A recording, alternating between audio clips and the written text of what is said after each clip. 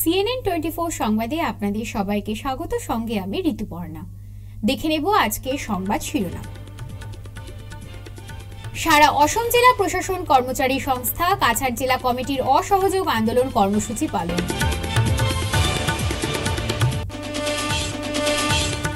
কাটিগড়ায় যৌতুকের দাবিতে শ্বশুর বাড়িতে গৃহবধূ নির্যাতন, থানায় মামলা। ধর্মান্তরিত হওয়া হিন্দু যুবকের মৃতদেহ মুসলিম বাসগৃহ থেকে নিয়ে গেল পুলিশ। বাজারি ছড়ায় গাড়ি থেকে কোটি টাকার নেশা জাতীয় কফ সিরাপ জব্দ, পলাতক চালক।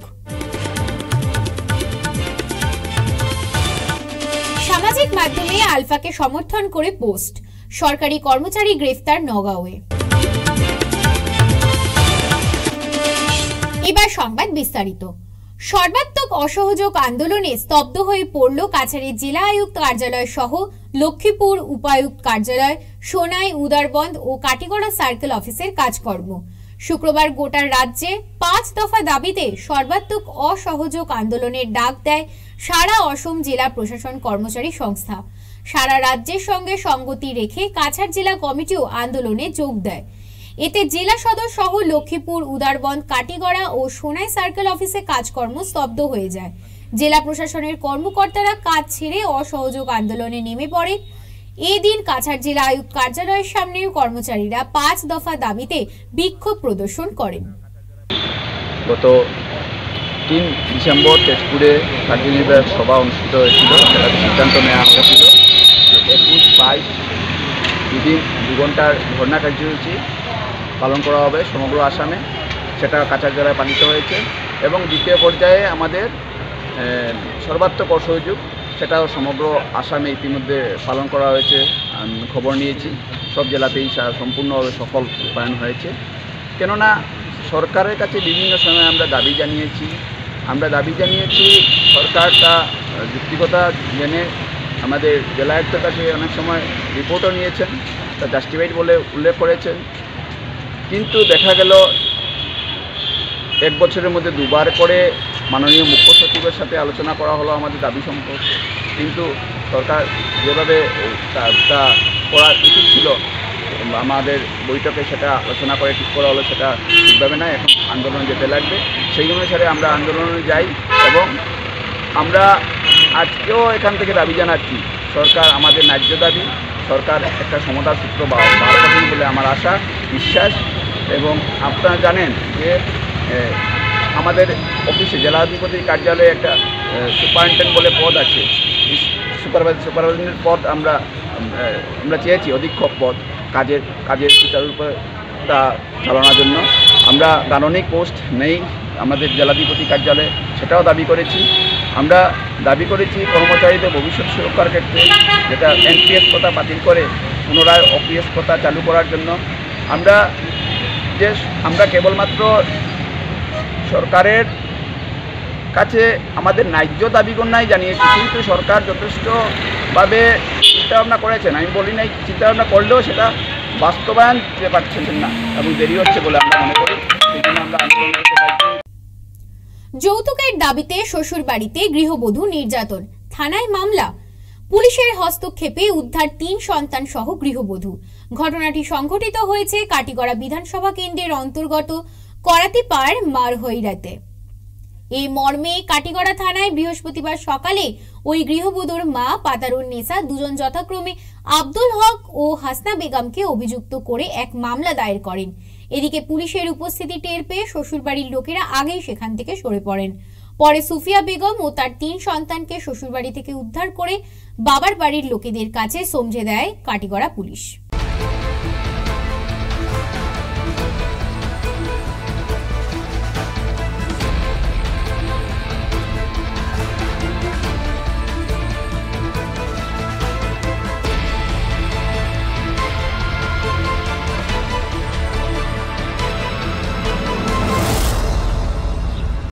আমার নাম সাইদুল রহমান।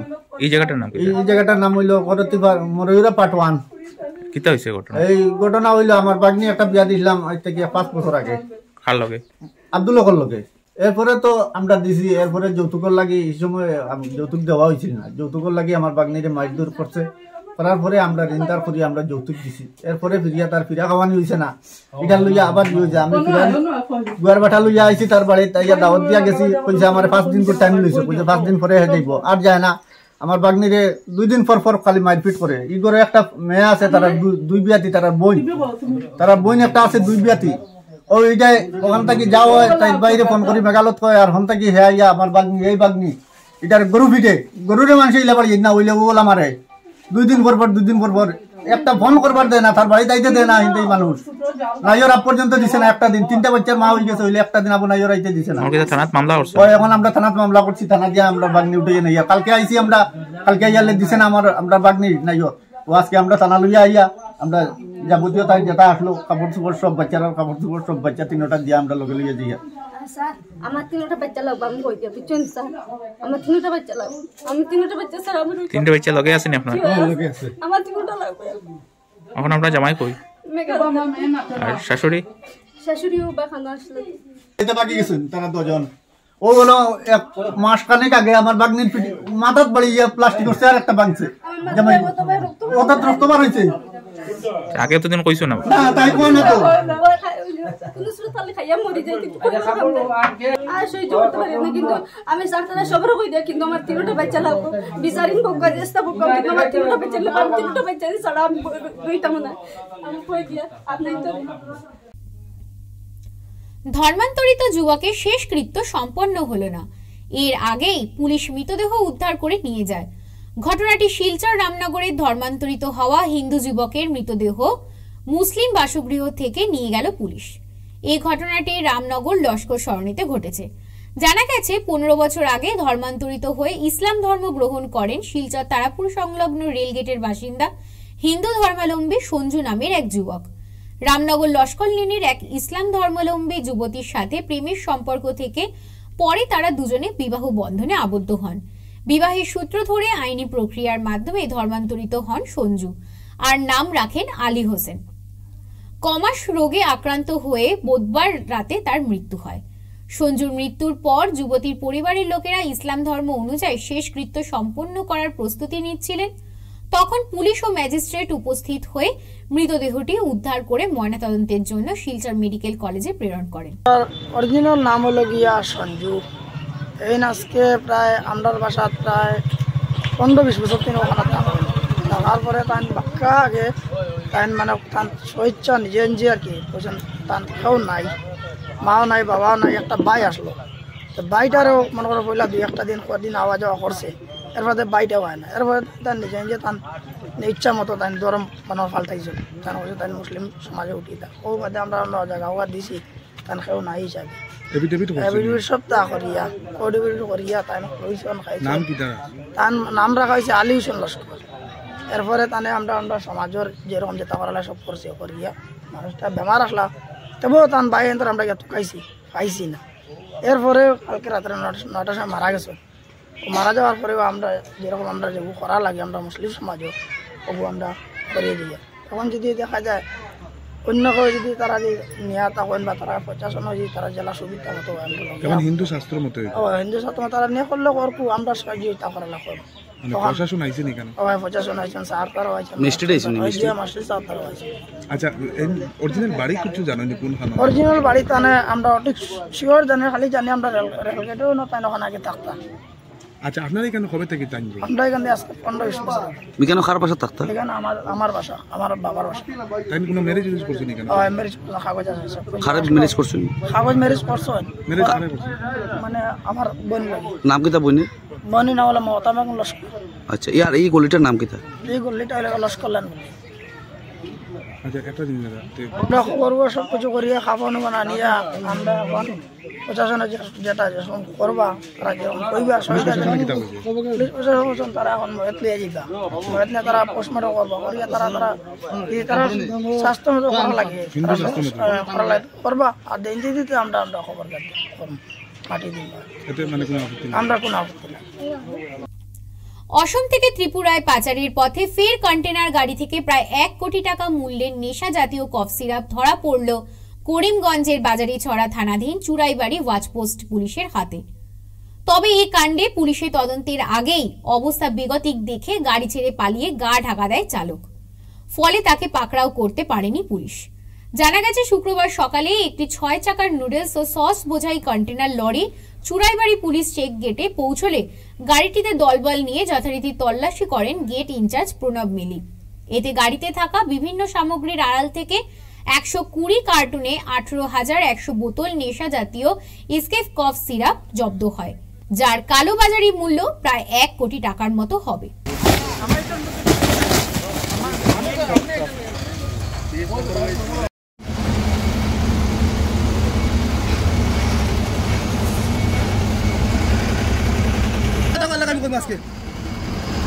আমরা 80 টাকা লেছে অন ডিউটি আমারে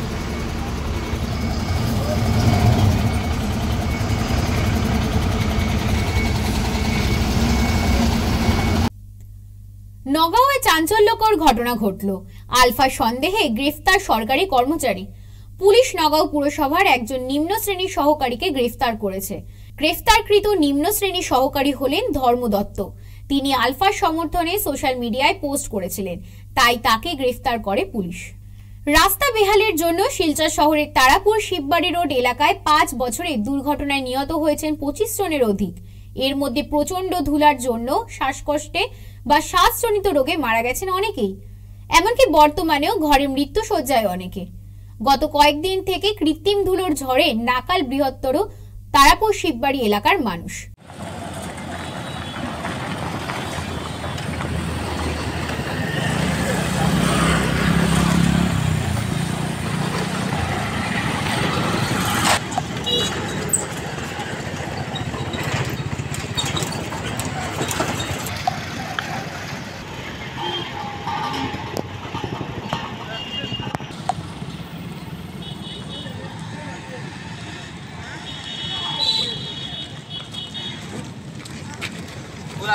कहाँ जा रहे हो?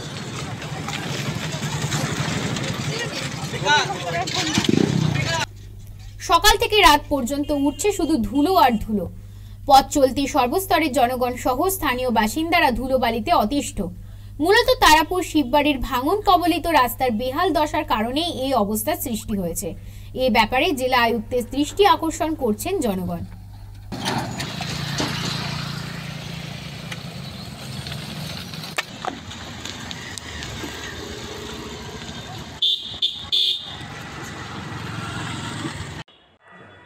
এই যে রাস্তাটা যে ধুলা বালি এইটা খুব ডিস্টার্ব করতেছে। শ্বাসকষ্ট শ্বাস লওয়া যায় না,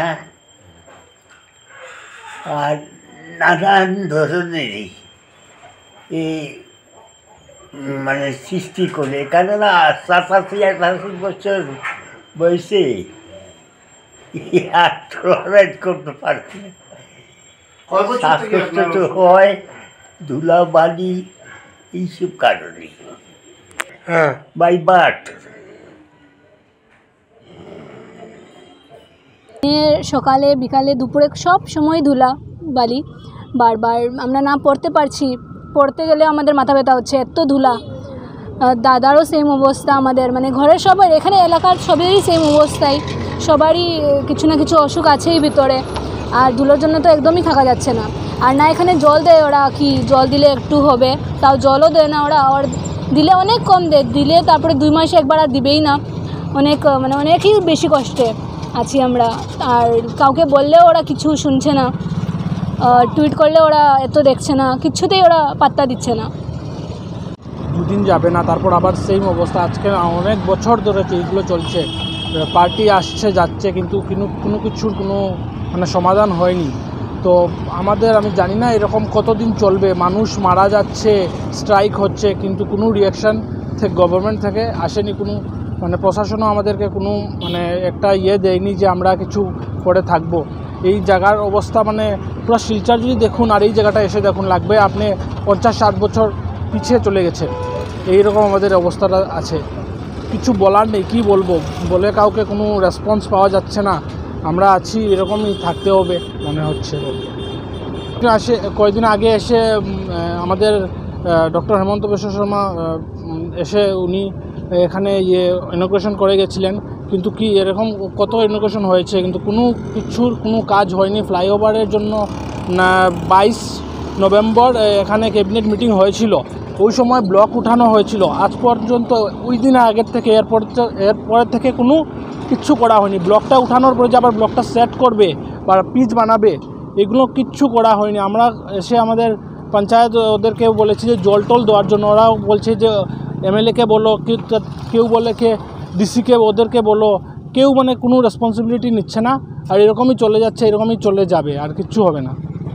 প্রতিদিন দিনরাত 24 ঘন্টায় আমরা এখানে ধূলিঝড়ের শিকার হচ্ছি, এবং সেটা শুধু শীতকালে নয়, শীতের 6 মাস তো আমরা ধূলিঝড়ে থাকি, সেই সঙ্গে বৃষ্টির 6 মাস, যে 6 মাস তীব্র দাবদাহ থাকে তখন এখানে ধূলিঝড় থাকে। মানুষ বছরের 12টা মাসের মধ্যে প্রায় সবকটি মাসেই সবাই অসুখে ভুক্তভোগী থাকেন। এবং সবচেয়ে বড়ো কথা হচ্ছে মুখ্যমন্ত্রী এখানে উদ্ঘাটন করে গেলেন, পূর্ত বিভাগ আসছে, দেখছে, বাঁশ দিয়ে এখানে মাটি আটকানো হলো, কিন্তু এখানে কোনো সংস্কার হচ্ছে না। এবং একবার দুবার যদি জল ছাড়া হয়, মাসে 1-2 দিন জল দেয়, ঠিকাদারও কোনো সময় আসে না। যখন রাস্তা বন্ধ করা হয়, একদিন জল দিল, তারপর আর পাত্তা নেই।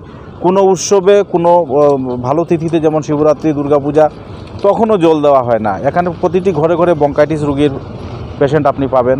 ছাত্রছাত্রীরা পড়াশোনা করতে পারছে না, তাদের সবার শারীরিক অবস্থা খারাপ। আহার যেগুলো সামগ্রী রয়েছে সেগুলোতে ধূলিঝড়ে সম্পূর্ণ পরিপূর্ণ, মানে একটা বিচিত্র জঘন্য একটা নরককুণ্ডে আমরা বাস করছি। এবং এই নরককুণ্ড থেকে নিষ্কৃতি পাওয়ার জন্য নেতা, মন্ত্রী, বিধায়ক, পূর্ত বিভাগের মন্ত্রী বলুন, বিধায়ক বলুন, শিলচরের সাংসদ বলুন, কারোর কোনো গা হেলনা নেই। বিজেপি সরকারে আছে, অনেক স্বপ্ন দেখাচ্ছে, কিন্তু এই জায়গাটাকে নিয়ে কেউ কোনো বিশেষ পদক্ষেপ গ্রহণ করছে না। ভুক্তভোগী নাগরিকরা আগামী দিনে ভোট বয়কটের একটা ডাক দিয়েছেন। ফিরছি একটি বিরতির পর, সঙ্গে থাকুন। 100 প্লেসমেন্ট সহায়তা, শিল্প অভিজ্ঞতা এবং আরও অনেক কিছু পাওয়ার সুযোগ নিন। International institute of cosmetology and অ্যাস্থেটিক্সে যোগ দিন এবং শিলচর বসকোটেক, বাজান্তিপুর, পণ্ডিতে কসমেটোলজিতে আপনার স্বপ্ন এবং ক্যারিয়ারের মধ্যে ব্যবধান পূরণ করুন। ফিরে এলাম বিরতির পর। কাছাড় জেলা কৃষি আধিকারিকের উদ্যোগে ও জেলার প্রতিটি ব্লক পর্যায়ে আধিকারিকের সহযোগিতায় শুক্রবার উদারবন ডিপিআরসি সংলগ্ন এফআইএমসি চত্বরে শুক্রবার 2 দিনের PM কিষাণ স্যাচুরেশন শিবির অনুষ্ঠিত হয়। CNN 24 এর প্রতিনিধি নিহার কান্তি রায়কে দেওয়া সাক্ষাৎকারে ওই শিবিরের উদ্দেশ্য সম্পর্কে বক্তব্য রাখতে গিয়ে উদারবন্দের বিধায়ক মিহির কান্তি সোম বলেন, এই কেন্দ্র সরকারের যোজনা এবং রাজ্য সরকারের মাধ্যমে এই সমস্ত যোজনাগুলো অ্যাক্টিভ করা হচ্ছে। প্রধানমন্ত্রী ফসল বীমা যোজনা, PM কিষাণ সহ বিভিন্ন যে এগ্রিকালচার বেসড যেগুলো কৃষকদের বেনিফিটের জন্য করা হচ্ছে, সেগুলো সক্রিয়ভাবে করার জন্য এই প্রয়াস চালানো হচ্ছে। সমস্ত কিছু অনলাইনে হবে। এখন ফর্ম জমা দেওয়া হচ্ছে। কৃষকরা সঠিক যে কৃষক যারা সঠিক এই বেনিফিটগুলো পায়, কেন্দ্র সরকারের যোজনাগুলো এবং রাজ্যের যোজনাগুলো, তার ব্যবস্থা নেওয়া হচ্ছে। সমস্ত কিছু অনলাইন হবে এবং এগুলোর ক্ষেত্রে কৃষকরাই উপকৃত হবেন। যাদের অনেকে আগে পেতেন এখন পাচ্ছেন না, তাদেরগুলো ফর্ম ফিল আপ হচ্ছে এবং সেগুলো জমা হবে ডিস্ট্রিক্টে, তারপর ডিস্ট্রিক্ট থেকে স্টেট লেভেলে যাবে। আর সমস্ত কিছু এই আপনাদের অনলাইনের অ্যাকাউন্টে টাকা যাবে, বেনিফিটগুলো। যাদের কিস্তি বন্ধ হয়েছে তারাও পাবেন, তাদের সঠিক তদন্ত থাকবে। অনেকগুলো তদন্তর পর আমরা অনেকে নন ফার্মাররাও পেয়েছে, এটা যাতে না হয় এই জন্য প্র্যাকটিক্যাল সেটাই। আচ্ছা, এই যে দেখা যাচ্ছে যে বিভিন্ন জায়গায় একটা মানে যারা প্রকৃত কৃষক তারা পাচ্ছে না, অথচ দেখা যায় যে যারা কৃষক নয় তারা পাচ্ছে। সেই বিষয়ে আমি আপনার অভিমত সেটাই বলছি যে এই ক্ষেত্রে এই জন্য একদম তৃণমূল স্তরে যেখান থেকে কৃষকরা, ফার্মাররা এখানে সরাসরি জড়িত হয়েছেন এবং এখানে বিভাগীয় কর্তৃপক্ষরা রয়েছেন এবং জমির যে কাগজপত্র তারা সংগ্রহ করছেন, তারপরে জমা হওয়ার পর সেটা ভেরিফিকেশনের জন্য আমার যে সেটেলমেন্ট লেভেল আছে সেই লেভেল থেকে পাটোয়ারির মাধ্যমে সেই রিপোর্টগুলো কালেকশন করে এবং তারপরে সেটা পুনরায় সাবমিট হবে। প্রকৃত কৃষক যাতে বঞ্চিত না হয় সেজন্যই প্রয়াসই চালানো হচ্ছে। ধন্যবাদ CNN এর পক্ষ থেকে বিধায়ক। কাটিগড়া তারিণীপুরে ধানের মড়াইয়ে আগুন লেগে প্রায় 150 মণ ধান জ্বলে ছাই। নিজ ফুলবাড়ির বাসিন্দা শামসুল হক বড়ভূইয়ার ধান মড়াইয়ে হঠাৎ আগুন লেগে যায় শুক্রবার আনুমানিক দুপুর 2টায়। আচমকা স্থানীয়রা আগুনের ধোঁয়া দেখতে পান। মুহূর্তের মধ্যে দাউ দাউ করে ধানের খড়ে আগুন জ্বলে ওঠে। হল্লা চিৎকারে স্থানীয়রা দৌড়ে এসে আগুন নেভানোর চেষ্টা করেন, কিন্তু ততক্ষণে আগুনের লেলিহান শিখা গোটা ধানের মড়াই গ্রাস করে নেয়। এদিকে খবর দেওয়া হয় কাটিগড়া পুলিশ ও দমকল বাহিনীকে। কিছুটা দেরিতে হলেও দমকল বাহিনী এসে আগুন নিয়ন্ত্রণে আনতে সক্ষম হয়।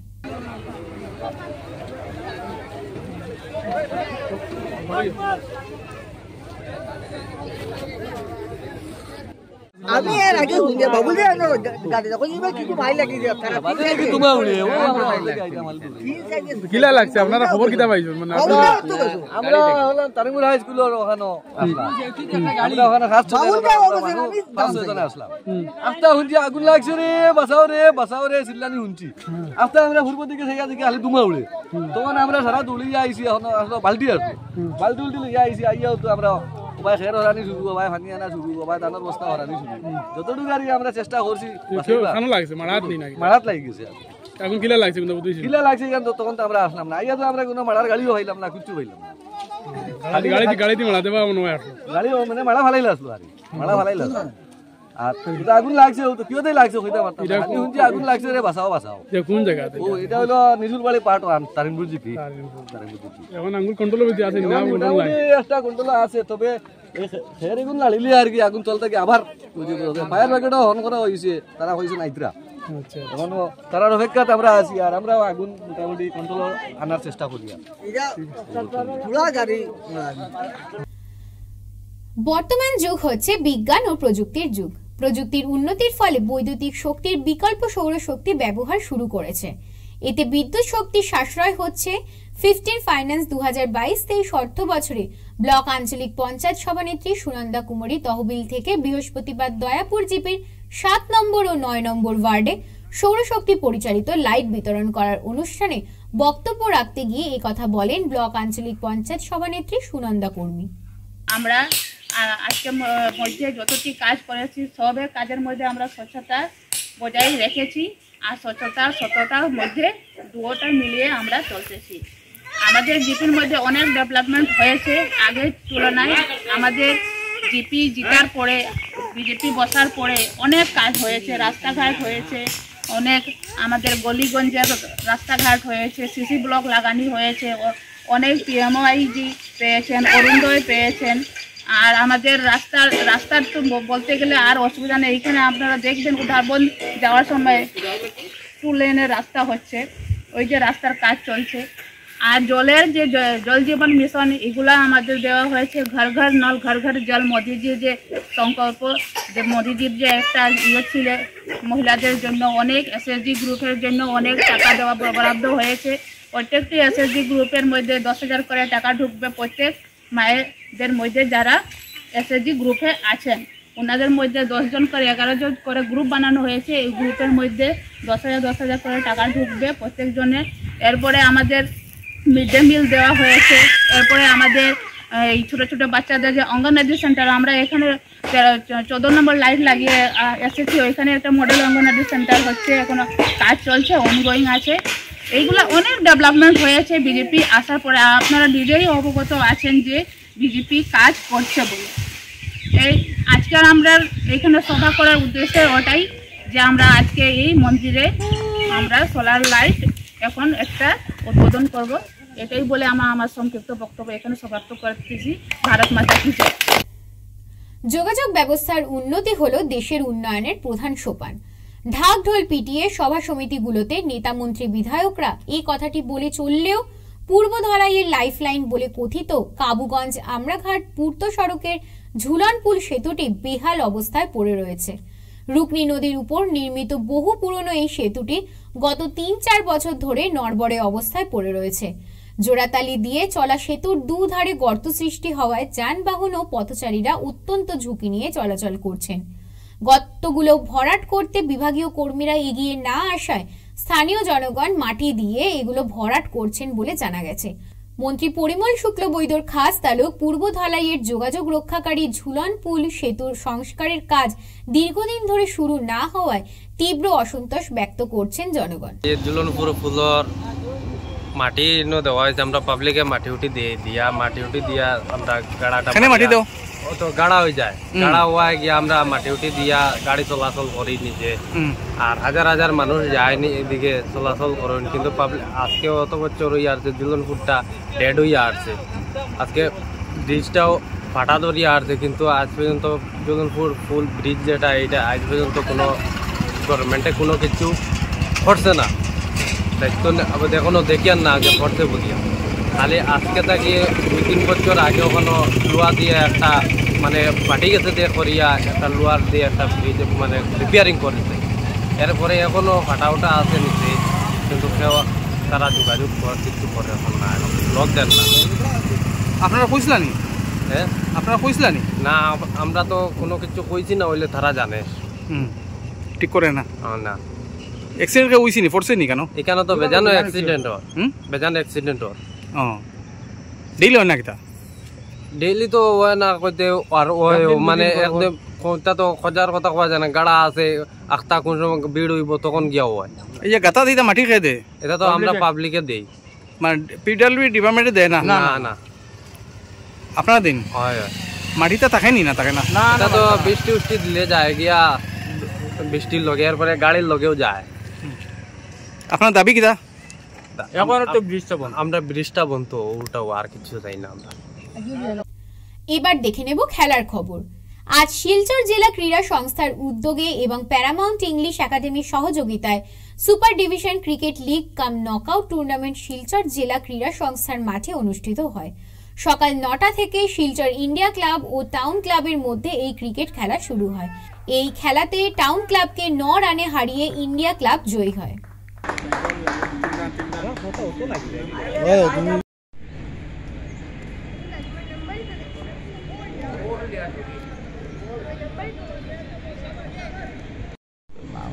আমরা মদর দোকান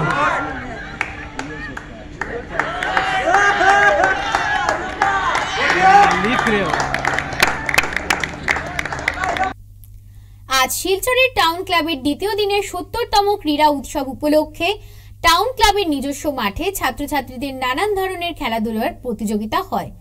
এই প্রতিযোগিতায় 10 বছর থেকে 12 বছর এবং 13 বছর থেকে 16 বছরের 2টি বিভাগ ছিল।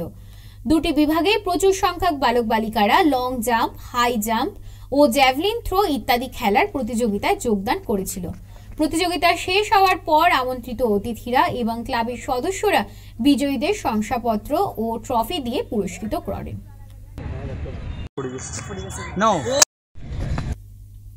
আজকে CNN 24 সংবাদ এই পর্যন্তই।